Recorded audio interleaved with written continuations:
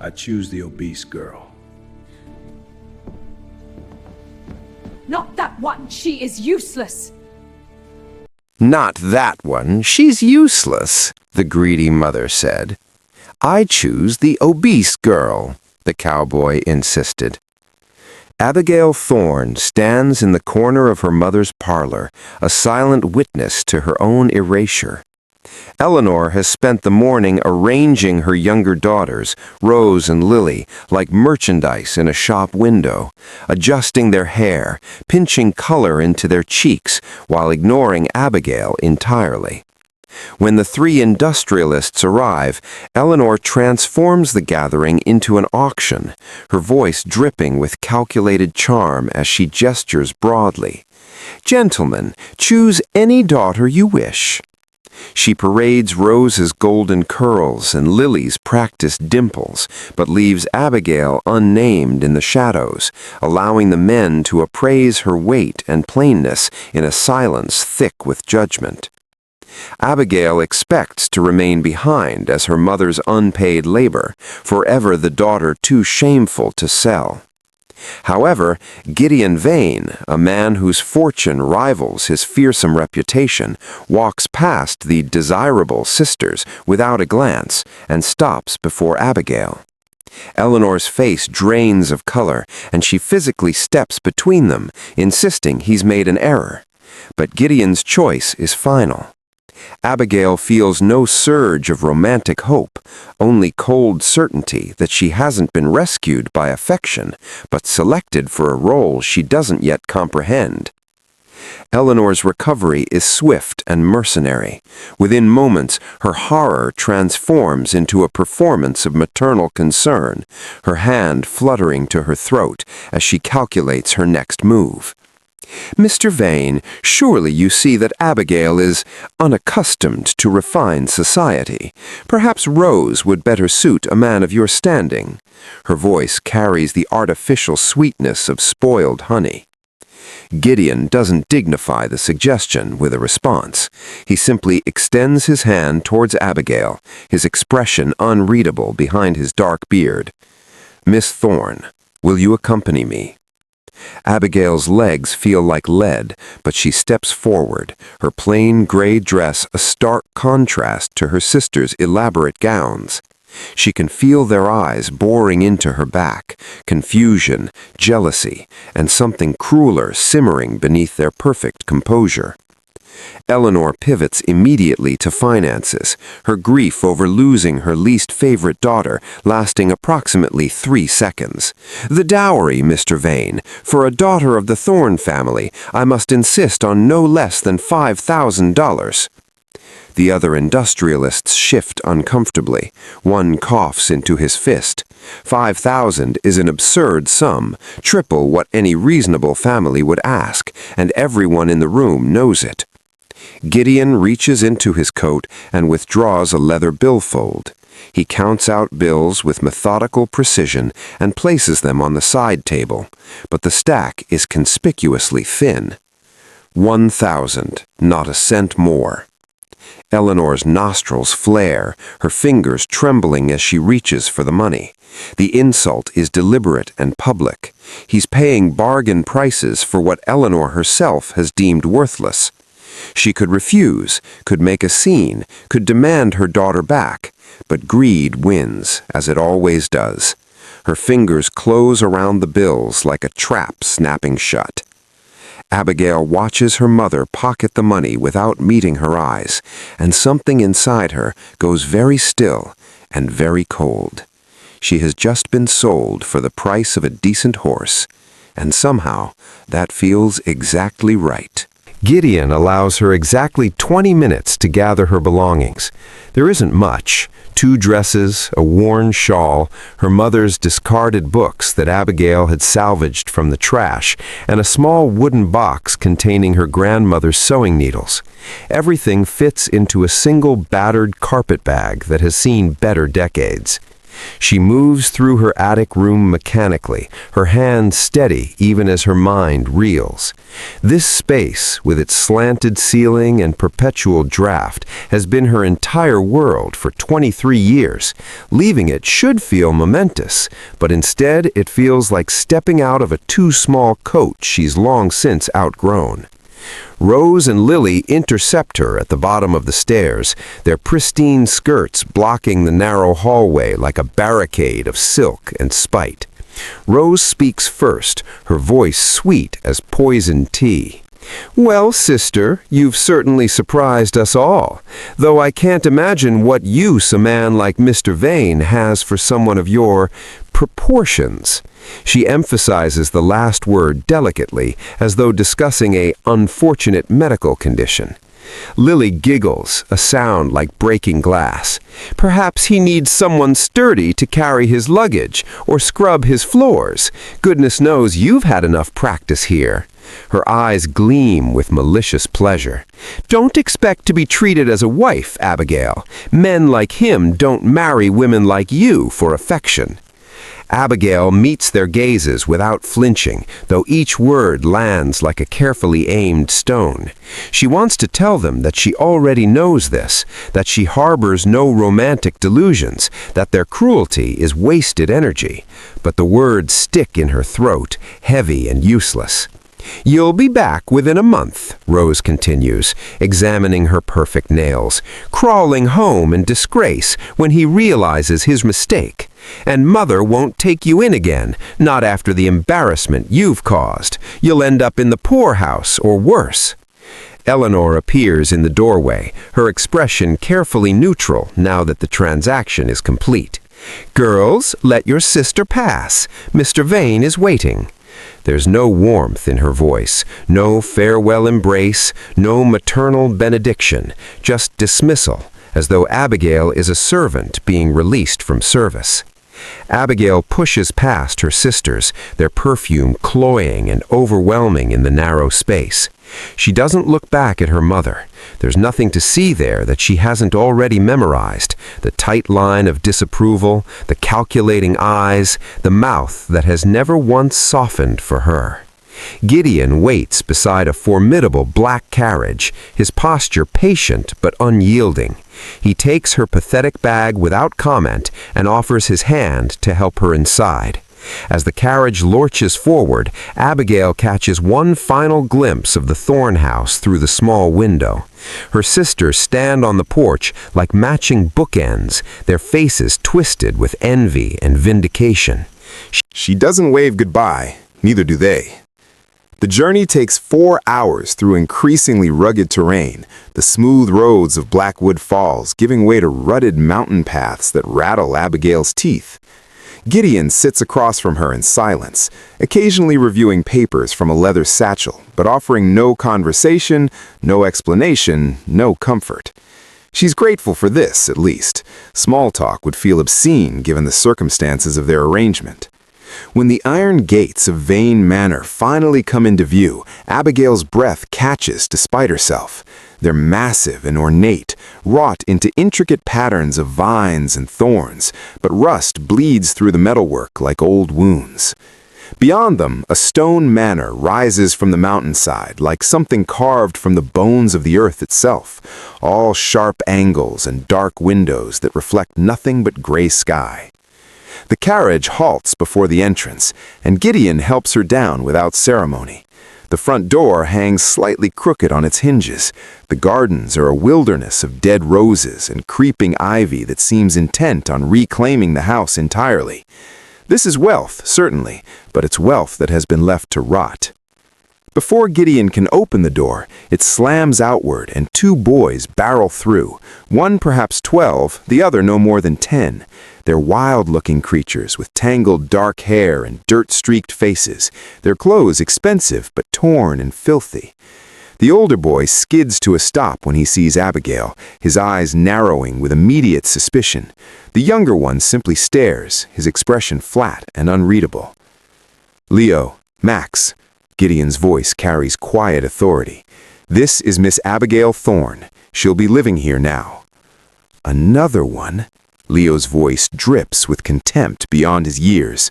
How long until this one leaves too? Max says nothing, but his small hands curl into fists at his sides. Gideon's jaw tightens, the only sign of emotion he's displayed since the parlor. He ushers Abigail inside to what must have once been a grand receiving hall, but now looks like the aftermath of a minor war. Furniture overturned, dust thick enough to write in, and an overwhelming smell of neglect and ash. He turns to face her directly, his expression businesslike and cold. Miss Thorne, I should be clear about the nature of this arrangement. I did not select you for romance or companionship.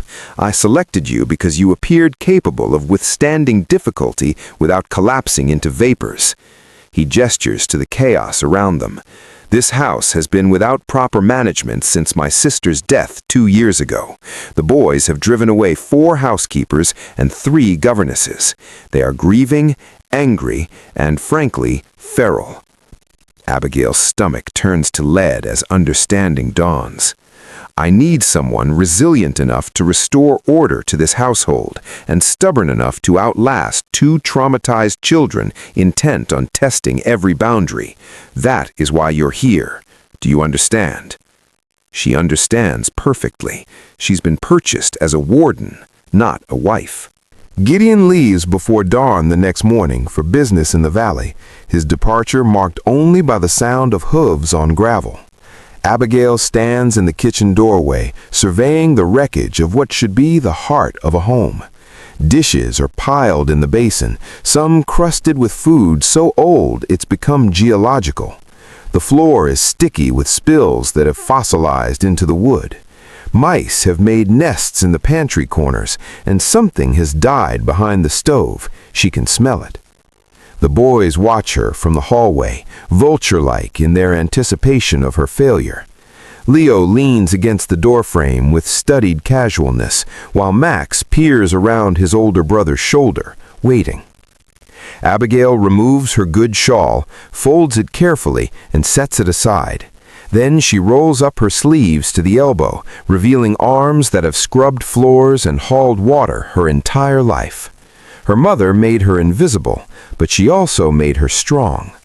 "You'll leave by supper," Leo announces with smug certainty. They all do. She doesn't respond. Words are cheap, and these boys have undoubtedly heard plenty of hollow promises from women who arrived with good intentions and fled with broken spirits.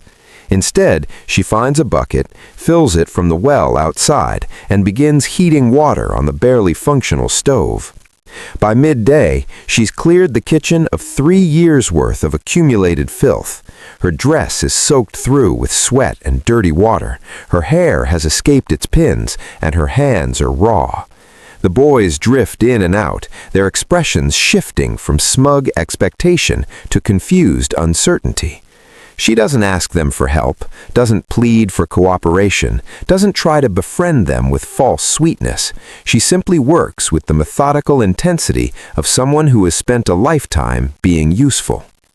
When Leo accidentally kicks over her bucket of clean water, she simply refills it without comment and continues scrubbing. When Max hides the soap, she makes her own from wood ash and lard she finds in the cellar. When they slam doors and shout profanities, testing her breaking point, she works around them like water flowing around stones. By evening, the kitchen floor is clean enough to eat from. The dishes are washed, dried, and stacked. She's found flour and preserved vegetables in the cellar and cooked a simple stew that actually smells like food rather than punishment. She sets 3 bowls on the table, now scrubbed clean of grime, and waits. The boys appear in the doorway, drawn by the unfamiliar scent of a proper meal. They look smaller somehow, less feral, their bravado worn thin by her relentless indifference to their sabotage. Leo's eyes dart between the food and Abigail's face, searching for the trap. "Sit," she says quietly. Not a request, not a plea, a simple statement of fact. Max sits first, his stomach betraying his suspicion. Leo follows, reluctant but hungry. Abigail serves them without ceremony, then takes her own seat. She doesn't smile or offer comfort or pretend this is a happy family. But for the first time in 2 years, these boys are eating a hot meal at a clean table. And that, she decides, is enough for today. 3 weeks pass in a rhythm of quiet transformation. The parlor is next, then the library, then the upstairs hallways. The boys' resistance becomes half-hearted, then performative, then finally fades into something resembling cautious acceptance. Max even helps her beat the rugs one afternoon, though he pretends it's because he's bored, rather than because he wants to. It's during the 4th week that the intrusion occurs. Abigail is in the garden, attempting to salvage what might once have been rose bushes, when she hears the approaching horse. A man dismounts at the front steps with theatrical flourish, tall, impeccably dressed, with silver hair and the kind of smile that doesn't reach the eyes. He surveys the improved grounds with visible disapproval. "You must be the new Mrs. Vane," he announces, though it sounds more like an accusation than a greeting. "Theodore Sterling. I'm a business associate of Gideon's and a concerned neighbor." He looks her up and down with undisguised assessment, his gaze lingering on her waistline with the precision of a butcher evaluating meat. My, the rumors don't do you justice." Abigail straightens, dirt under her fingernails and sweat on her brow. "Mr. Vane isn't home presently." "Oh, I didn't come to see Gideon." Sterling steps closer, invading the careful distance she's maintained. "I came to see the spectacle for myself. The obese girl from Blackwood Falls, who somehow managed to trap the richest man in 3 counties. He laughs, a sound like ice cracking. "Tell me, does he keep you hidden when company calls, or does he parade you about as some sort of charitable project?" The words are designed to wound, each one a carefully sharpened blade aimed at the soft parts of her self-worth. Abigail feels the familiar heat of shame crawling up her neck, the lifetime of her mother's voice echoing in Sterling's cruelty. "That's enough." Gideon's voice cuts through the air like a whip crack. Neither of them heard him approach, but he's there now, dismounted and radiating barely contained fury. He moves between them, a wall of muscle and menace. "You will address my wife with respect, or you will leave my property immediately." Sterling's smile falters. "Gideon, I meant no, you meant every word, and you rode 4 miles to deliver them because you're a small, petty man who finds pleasure in other people's pain." He steps forward, forcing Sterling backward.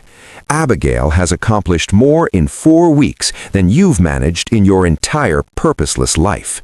She's restored order to a household you predicted would collapse within days. The boys actually eat meals now. The house no longer smells of death." Sterling's face flushes crimson. "Now, see here." "Get off my land," Gideon says flatly. "If I see you here again, I'll have you arrested for trespassing. If I hear you've spoken my wife's name in public, I'll ruin you financially. Am I understood?" Sterling scrambles onto his horse without another word, his dignity in tatters. As he gallops away, Gideon turns to Abigail, his expression softening marginally. "Are you all right?" She nods, not trusting her voice. Something unfamiliar and warm unfurls in her chest. Not quite gratitude, not quite hope, but something dangerously close to both. The first snow arrives early that year, transforming the mountain into a prison of white. What begins as gentle flurries becomes a blizzard that howls around the manor like something alive and vengeful, piling drifts against the doors and erasing the road entirely. They're trapped, the 4 of them, in a house that's warmer now but still drafty enough to make the cold a living presence in every room. Max develops the cough on the 2nd day of the storm. By the 3rd day, he's burning with fever, his small body shaking so violently the bed frame rattles. Leo hovers in the doorway, his face drained of color and defiance, looking suddenly like the terrified child he actually is. Gideon paces the hallway, helpless in a way that wealth and authority cannot remedy. "The doctor can't reach us in this," he says, more to himself than anyone else. "The roads won't be passable for days." Abigail kneels beside Max's bed, her hand on his forehead. The heat radiating from his skin is terrifying, but she's felt this before. Her grandmother taught her things that Eleanor dismissed as peasant superstition: how to read a fever, which herbs draw out infection, how to coax a body back from the edge when medicine isn't available. "I need access to the root cellar and any dried herbs in the kitchen," she says quietly. "And I'll need boiling water, clean cloths, and someone to help me move him closer to the fire."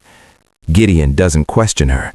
Within minutes, she has what she needs spread across the kitchen table: dried yarrow, elderflower, willow bark, and the small sachet of herbs she'd hidden in her own belongings. Her mother called this knowledge worthless, but it's the one inheritance her grandmother gave her that actually matters. She works through the night, brewing teas that smell sharp and medicinal, wrapping Max's chest in poultices, sponging his burning skin with cool water when the fever spikes. Leo refuses to leave his brother's side, curled in a chair with eyes too wide and frightened. Gideon brings firewood and water without being asked, his usual stoicism cracking around the edges. By dawn, Max's fever hasn't broken, and Abigail's hands are trembling from exhaustion. She forces more tea between his cracked lips, whispers reassurances she's not certain she believes, and prays to a God she's not sure is listening. It's near midday when Max's eyes flutter open, clearer than they've been in days. "Abigail?" His voice is barely a whisper. "I'm here," and her own voice breaks on the words. Leo surges forward, grabbing his brother's hand with desperate relief. When he looks up at Abigail, there are tears on his face and something new in his eyes: trust, raw and complete. Gideon stands in the doorway, watching her with an expression she can't quite read. "You saved him," he says simply. She didn't save him alone, but she doesn't correct him. Max is alive, breathing easier now, and that's the only truth that matters. When Leo reaches for her hand and holds it like an anchor, she understands that something fundamental has shifted. She's no longer the warden hired to manage them. She's become something far more dangerous and permanent. She's become necessary. Spring arrives reluctantly, melting the snow into muddy streams that carve new paths down the mountain. The manor is transformed under Abigail's relentless care. Windows shine, floors gleam, and the smell of baking bread replaces the stench of decay. The boys laugh now, actual laughter that echoes through halls that had forgotten the sound. Max follows her through the garden like a shadow, learning the names of herbs. Leo helps with repairs, his anger channeled into something productive and purposeful. It's during this fragile peace that Eleanor arrives. The carriage that rolls through the gates is ostentatious and out of place, drawn by horses too fine for mountain roads. Eleanor emerges in a dress that cost more than Abigail's entire dowry, her face arranged in an expression of maternal distress that doesn't reach her calculating eyes. Behind her, a weasel-faced man in an expensive suit clutches a leather folio like a weapon. Gideon meets them in the drive, his posture rigid. "Mrs. Thorne, this is unexpected." "Mr. Vane," Eleanor's voice trembles with theatrical emotion. "I've come regarding my daughter. This is Mr. Horace Blackwell, my attorney." She dabs at dry eyes with a lace handkerchief. "I'm afraid there are serious irregularities with your arrangement." Abigail watches from the doorway, her stomach turning to ice. The boys flank her protectively, Leo's hand finding hers. Blackwell clears his throat, clearly relishing his role. "Mr. Vane, my client contends that her daughter was coerced into this union while in a state of mental distress. Furthermore, the dowry paid was so insultingly low as to constitute theft rather than legal transaction." "Abigail was of sound mind and legal age," Gideon says flatly, "and your client accepted the payment without objection." "Under duress," Eleanor's voice rises with practiced indignation. "You took advantage of my poor judgment in a moment of financial desperation. My daughter is clearly unfit for the demands of marriage, particularly to a man of your standing. Look at her, hidden away on this mountain, worked like a servant. Blackwell produces papers from his folio with a flourish. We're prepared to seek annulment on grounds of mental incompetence and coercion. However, Mrs. Thorne is willing to forego legal action in exchange for reasonable compensation for the loss of her daughter's care and companionship. How much? Gideon's voice could freeze water. $500. Monthly. Blackwell smiles like a shark scenting blood. A pittance for a man of your means, and far less costly than a public trial that would inevitably damage your reputation. Eleanor steps forward, addressing Abigail directly for the first time. Darling, you don't have to continue this charade. Come home. We'll care for you properly. The words are honey-sweet and utterly hollow. Abigail looks at her mother, at the greed barely concealed behind the facade of concern, at the lawyer already counting his percentage, at the calculated cruelty that has defined her entire existence in the Thorne household. Then she looks at the boys beside her, at Gideon standing rigid with barely contained fury, at the home she's built from ruins. No, she says quietly. The single word lands like a stone in still water. Eleanor's mask slips, revealing the venom beneath. You ungrateful! This matter will be settled legally, Gideon interrupts, his voice hard as iron. In court, where your extortion attempt will be made public record.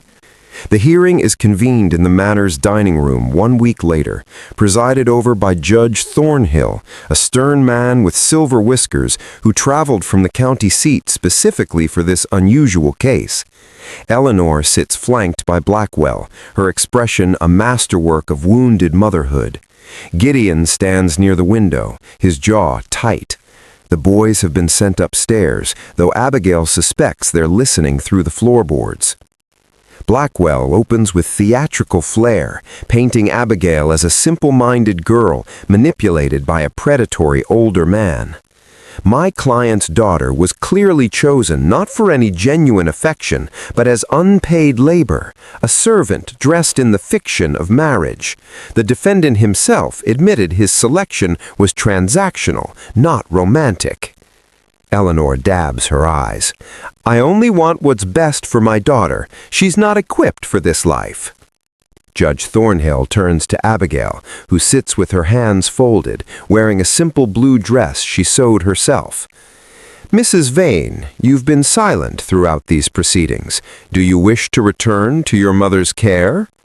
The room holds its breath. Abigail rises slowly, feeling the weight of every gaze. For 23 years, she's been invisible, dismissed, erased. But something fundamental has changed in her since that day in the parlor. She scrubbed death from corners, pulled a child back from fever's edge, and built a home from wreckage. She knows her worth now, even if her mother never will. Your Honor, my mother is correct about one thing. This marriage was transactional. Her voice is steady, clear. But she's wrong about who was taken advantage of. My mother sold me for $1,000 to a man she considered beneath her notice because I embarrassed her. She's not here out of maternal concern. She's here because she realized she sold me too cheaply. Eleanor's face flushes crimson. How dare you? I dare because it's true. Abigail turns to face her mother directly. You called me useless my entire life, but I've proven useful here, haven't I? So useful that you've decided I'm worth $500 monthly. She lets the words settle, sharp and precise. You don't want me back. You want payment for property you believe you undervalued. Judge Thornhill's eyebrows rise with interest. And your feelings toward your husband, Mrs. Vane? Before Abigail can answer, Gideon steps forward. If I may, Your Honor. He looks at Abigail with something raw and unguarded in his expression. I told my wife I selected her for her resilience, not her beauty. That was true, but incomplete. I chose her because I saw someone who'd survived cruelty without becoming cruel herself. Someone who understood that worth isn't measured in appearance or charm, but in substance and character. His voice softens. I needed a partner, not a trophy. Someone strong enough to help me build a family from broken pieces. I found that in Abigail. If she wishes to leave, I won't stop her, but I hope she stays." The silence that follows is profound. Abigail feels tears she refuses to shed burning behind her eyes. She looks at Gideon, really looks at him, and sees not her jailer or employer, but the man who defended her against Sterling, who trusted her with his nephew's lives, who has never once made her feel small. "I'm staying," she says simply. Judge Thornhill brings his gavel down with finality. Case dismissed. Eleanor leaves without another word, Blackwell scurrying behind her like a scolded dog. The carriage disappears down the mountain road, and Abigail watches until it's nothing but a distant speck swallowed by trees. She feels no triumph, no vindication, only a profound sense of doors closing that needed to close, chapters ending that should have ended years ago. The boys thunder down the stairs the moment the judge departs, their eavesdropping confirmed by their perfect timing. Max crashes into Abigail with the force of a cannonball, wrapping his arms around her waist. Leo hangs back, trying to maintain his carefully constructed adolescent dignity, but his eyes are suspiciously bright. "You're not leaving," Max says against her dress, statement rather than question. "I'm not leaving," she confirms, and feels the last knot of uncertainty unravel in her chest. Leo clears his throat roughly. "Good, because we'd have to come find you and drag you back." He pauses, then adds quietly, "You're the only mother we remember." The words break something open in Abigail that she didn't know was locked. She pulls Leo into the embrace, and for a moment they're just three people who found each other in the wreckage, holding on. Gideon remains by the window, giving them space, but when Abigail meets his gaze over the boys' heads, something passes between them, an understanding, a promise, a beginning. That evening, after the boys are asleep and the house is quiet, Abigail stands before the mirror in her bedroom. It's the first time she's really looked at her reflection since arriving at Vane Manor. The woman staring back is not the shadow daughter who cowered in Eleanor's parlor. Her face is sun-touched from garden work, her arms strong from hauling water and beating rugs, her eyes clear and unflinching. She's wearing a dress that actually fits, sewn by her own hands from fabric Gideon brought from town without her asking. She traces the curve of her waist, the fullness of her hips, the body her mother weaponized as proof of her worthlessness. But this body pulled a child from death's grip. These hands transformed chaos into order. This heart, which Eleanor tried so hard to harden, remained soft enough to love two broken boys back to wholeness. For the first time in her life, Abigail sees herself the way Gideon saw her in that dim parlor, not despite her appearance, but beyond it entirely. Powerful, capable, necessary, beautiful in the way that matters, in substance and spirit and unbreakable will. A knock at her door interrupts her reflection. Gideon stands in the hallway holding 2 cups of tea, looking uncertain in a way she's never seen from him. "I thought you might want company, or not. I can leave." "Stay," she says, stepping back to let him in. He enters her room, their room, she realizes, if she wants it to be, and hands her the tea. Their fingers brush, and neither pulls away. Outside, the mountain wind whispers through pine trees, and somewhere downstairs, the house settles into itself with a sound like contentment. Abigail is home, not because someone chose her, or bought her, or needed her labor, but because she chose this, chose him, chose the boys, chose herself, and that makes all the difference.